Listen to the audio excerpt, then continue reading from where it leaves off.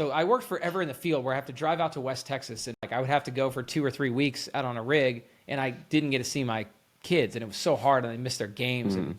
and it was so special though when I got to see them. Eventually, I got this gig in the office, so I'm literally like I'm pointing right over here. It's like 5 minutes from my house here in Houston. Is the Shell office, and I got this hitch schedule where I'd work for 12 hours a day, and I'd have 12. So I'd go work for 12 hours, and I had 12 hours off. I would do that for 21 straight days, and then I'd have 21 days off. But literally, I was coming home every night, and I was working half the year. It was the best of both worlds, right? Nice. But here was the kicker. So I kept getting scheduled the 2 a.m. Sorry, I would go in at 2 p.m. I would get off at 2 a.m. So I would completely on those 21 days miss everything with my kids, right? Because they don't get out of school till 3. I'm already at school at 2.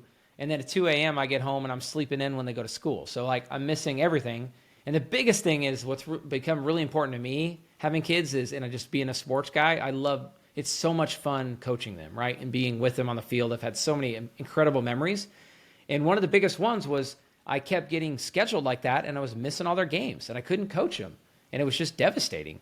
And I finally, that's when I talked to my wife. I'm like, okay, we talked about numbers. We talked about all the other parts, but I'm like, Annie, at the end of the day, I've just heard lots of books tell you this and just lots of mentors. Like I try to think about what's important when I'm on my deathbed at whatever, hopefully I'm 100 years old, right?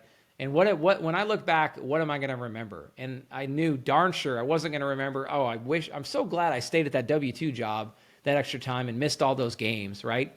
And I just knew, I just had that clarity of like, my job is not more important than these games, and these kids are only young once, and I can only coach them and be this involved once. And I guess the other piece was too, like, I want to be able to tell the kids they know this, but I want them to, when they get older, to be like, my dad literally walked away from his job, was literally fired from his job because he wanted to be there for my games.